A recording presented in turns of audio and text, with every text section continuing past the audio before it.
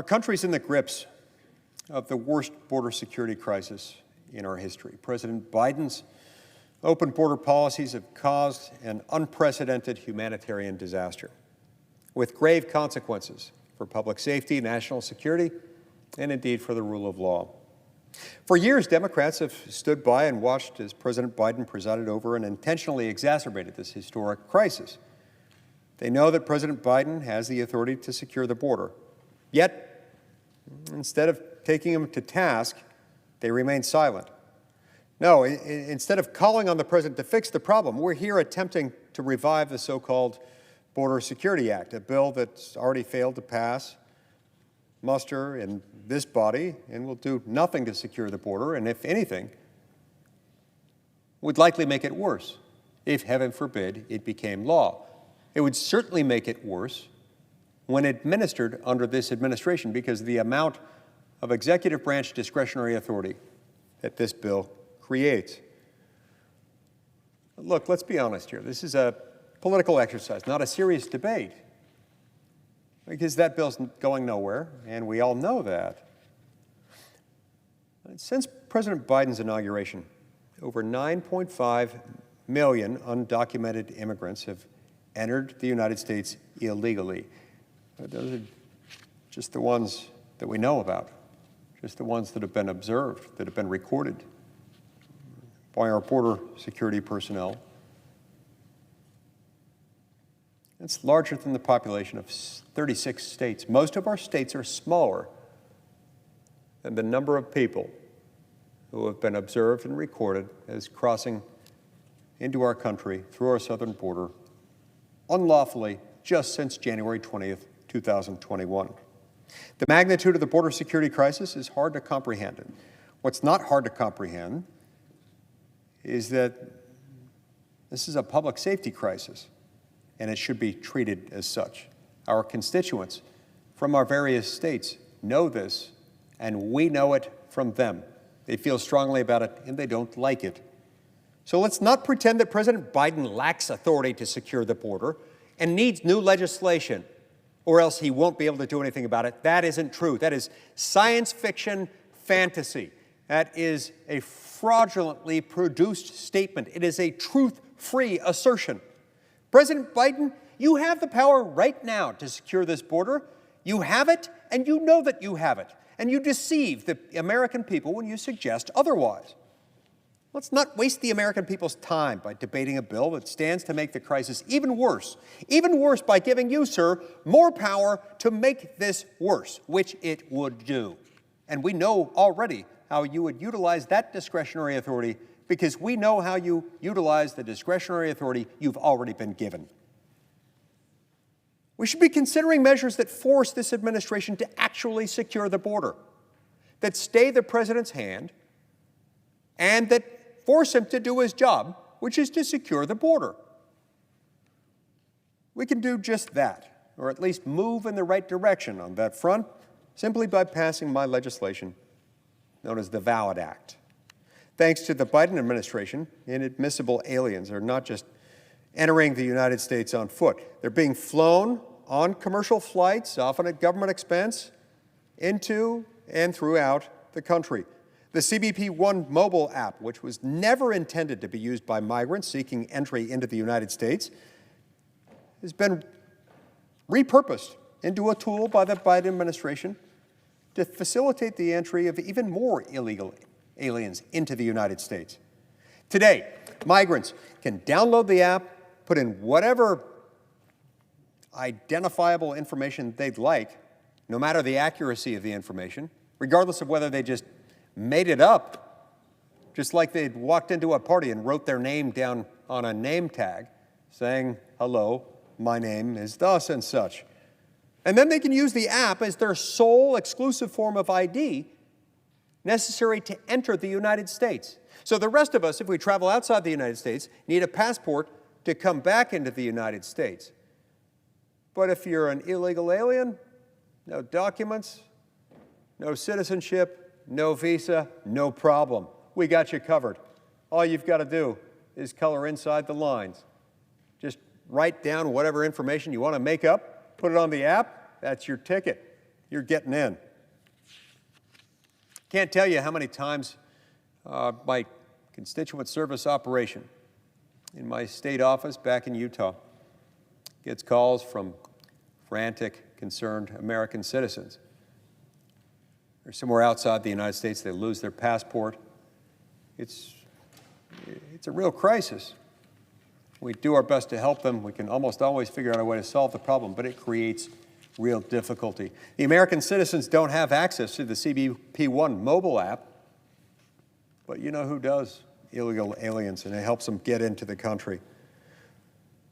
Now, not only can illegal immigrants use the app to enter the United States by plane, but they can also use it to travel throughout the United States, within the United States, on domestic flights paid for by the U.S. government. Migrants don't need a legitimate ID or a passport. They can board a plane using Biden's CBP One mobile app, which the TSA now proudly advertises at airports nationwide. Of course, if you're an American citizen, you will have an entirely different airport experience. You'll be expected to wait in long security lines, show proof of valid identification, and then potentially be subjected to an additional invasive security screening. Americans are expected to follow our country's laws, yet illegal immigrants who are in the U.S. only because they broke our country's laws that govern how you get into this country are held to a lower standard. It's almost an insult to standards to call it a standard at all. It is a non-standard.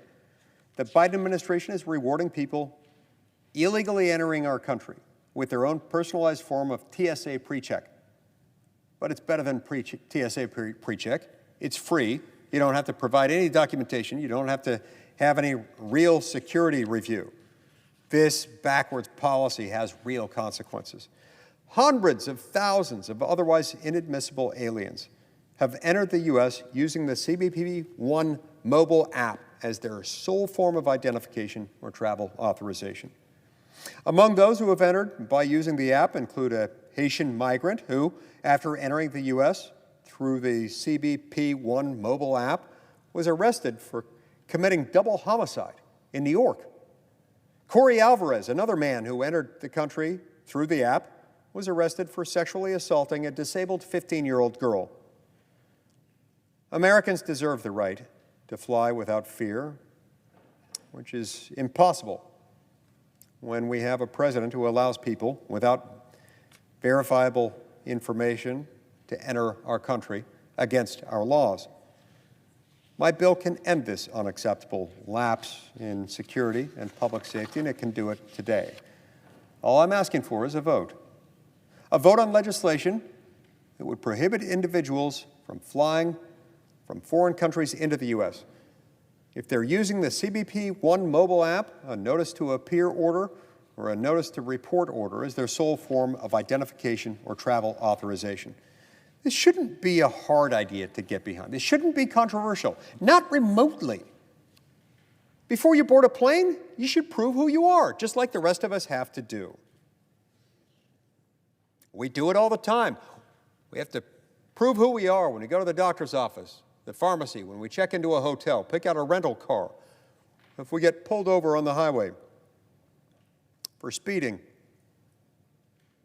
Anytime we do just about anything of significance, it seems, we've got to produce identification to show who we are. Look, this has been a pretty widespread practice that Americans have been required to follow for a long time at airports, certainly since 9/11. Everybody just understands it's what you've got to do. Even for a U.S. citizen to fly from one U.S. city to another, he or she must establish identification, proving identity. President Biden's reversing that standard and importing crime into every community in America. No community in our country should be forced to fear that foreign nationals whose identities we cannot confirm can travel freely throughout the United States. Freely, often at government expense. Freely, without even having to produce so much as identification papers. Earlier this month, one of our colleagues was quoted as saying, quote, "There's only one party that's serious about border security. It's the Democratic Party. We're going to ask Republicans to join us." Look, I'll pose the same question that he asked and pose it now to all my Democratic colleagues. If you are, as you claim, the party that's serious about border security, then for the love of Pete, prove it. Step up, go on record and show the American people where you stand on this common sense border security reform. And let's pass the VALID Act. So to that end, Madam President, notwithstanding Rule 22, I ask unanimous consent that the Senate resume legislative session and that the Senate proceed to S. 4387, which is at the desk. Is there objection? Madam President. The senator from Connecticut. Madam President, reserving the right to object. Madam President. The objection is heard. The senator from Utah. Madam President, I appreciate the thoughtful analysis, consistent with his always thoughtful, analytical approach to matters. It's been offered up by my friend and colleague, the distinguished senator from Connecticut. And yeah, he and I have worked together on a lot of things, including in the national security space. It reminds me, he and I need to talk about one of those things sometime soon. I do, however, disagree with a number of conclusions that he's reached. I think I see where he's going, and I understand how he gets there. But I think he's mistaken on a couple of points. Number one, there have, in fact, been hundreds of thousands of people who have entered the United States using the CBP One mobile app as their basis for entering the country and as their form of identification. Hundreds of thousands. In fact, my understanding is that between October of 2022 and the end of September of 2023, that calendar year, there were a total of 221,456 such people who did that, just from 4 countries alone, from Venezuela, Haiti, Cuba, and Nicaragua. People being brought in and then paroled. These were people who, as I understand it, the Department of Homeland Security has acknowledged had no valid basis for entering the country, and that's why they had to be paroled into the country. And they were using immigration parole illegally, illegitimately, to bring them in, because to actually use immigration parole, the statute requires that it be made on an individualized basis, not a categorical one. These were brought in categorically. With respect to his assertion regarding the entry into the United States, followed by an assertion of a right to proceed under our asylum laws, it's a different question altogether. First of all, if you enter the United States unlawfully, and then apply for asylum, you still have entered unlawfully. He describes then these individuals as having a right to asylum. Nobody has a right to asylum in the United States. We do have asylum laws. Those laws allow the Department of Homeland Security, through authority that goes through the Secretary of Homeland Security, to extend asylum status on a discretionary basis. There is no statutorily conferred right, certainly no constitutionally conferred right to asylum. And in fact, what we do have is that if you enter the United States without documentation, and then you apply for asylum, you have to have your asylum claim adjudicated. That can take years. In fact, a number of people who are entering the United States now, if they apply for asylum, after entering, they're often told that their court date may not occur until well into the 2030s. We know that most asylum applications are denied. Most people who apply for asylum are ultimately deemed not eligible for asylum. You can't call this a statutorily or constitutional right, statutorily conferred or a constitutionally conferred right, nor can you say that they are asylees as of the moment that they apply. Under our asylum laws, while there is some complexity to it, I think the most natural reading of them is that they are supposed to be detained while their asylum applications are pending and until they're finally resolved, which, as I've just noted, most asylum applicants are ultimately denied that. So to tell them, okay, fill out this form using the app, that can be your form of identification. You may enter the country using that as your ID. You may fly about the country at will using that ID.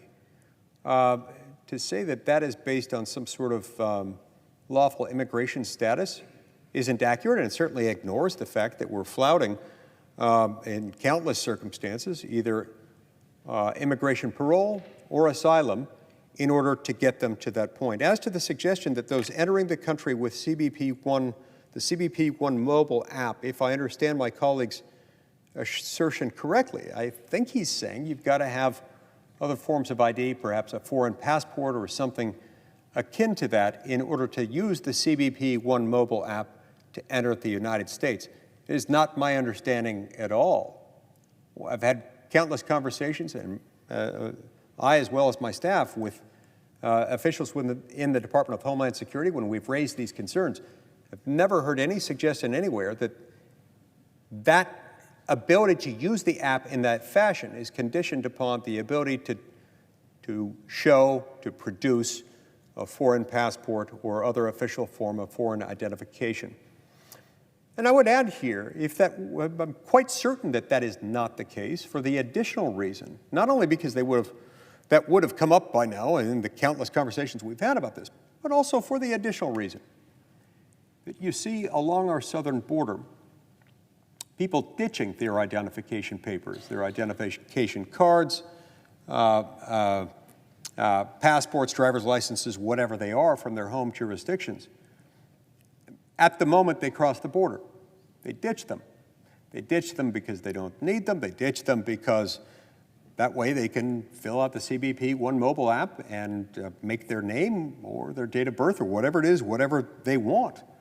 This is a very known phenomenon. These are very widely observed facts along the southern border.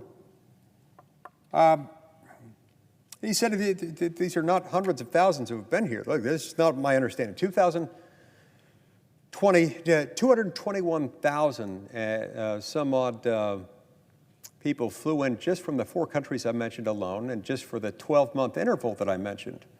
We've got many hundreds of thousands who have come in using the CBP One mobile app. Look, at the end of the day, we do have a problem. We have a problem because we've got so many people coming in here who don't have a visa to be here, who don't have citizenship, don't have status as a lawful permanent resident or otherwise, and they're entering without documentation, without any other legal right. The fact that this administration has chosen to paper over the fact that in any other administration, in any other era of American history, or at least modern American history, since these things started happening, those would be regarded as illegal aliens, which of course they are.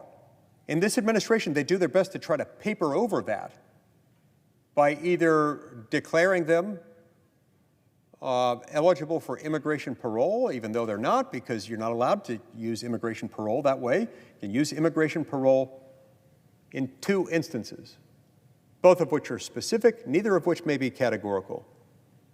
There's the humanitarian use.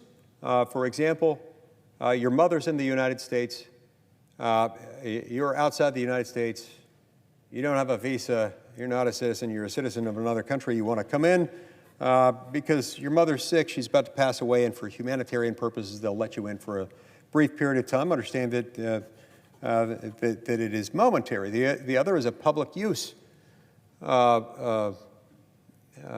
purpose, a public use. Let's say you speak a language that's needed in the United States, I don't know, to interpret at somebody's trial, needs translation services or something like that. Either way, it has to be a specific, individualized determination. This administration is using these things by the hundreds of thousands to say, come on in. If you're from Venezuela, Haiti, Cuba, Nicaragua, or one of the other favored countries on this, just come on in. So papering over them doesn't make them legal. they are still illegal aliens, and we're still facilitating the process by which they enter the United States and making it easier for them to enter the United States without proper identification. This would fix that. This bill would fix that. Now, I asked today not that we pass it by unanimous consent. I asked only that we turn to it, that we get onto it. Even that drew an objection. That is most unfortunate. Finally, I want to make the point with reference to the 45th President of the United States. I believe like most of my Republican colleagues, have grave concerns with the so-called border security measure. It's really more of an immigration bill than a border security measure that the Democrats want us to turn to next, that they want us to get onto. I've got grave concerns with that, and most of my Republican colleagues do. And I will say this, most of us had real concerns with it long before the 45th President of the United States weighed in on it. My objections to it had nothing to do, still have nothing to do, with the preferences of the 45th President of the United States with regard to that bill. They have everything to do with what that bill actually said. Now, I understand a number of people put a lot of time into that bill. I get it. But that bill didn't do what most of us as Republicans asked that it do, which is that it remove the president's vast discretion to make it easier to paper over and document illegal aliens to make them appear legal when in fact they are not. Thank you, Madam President.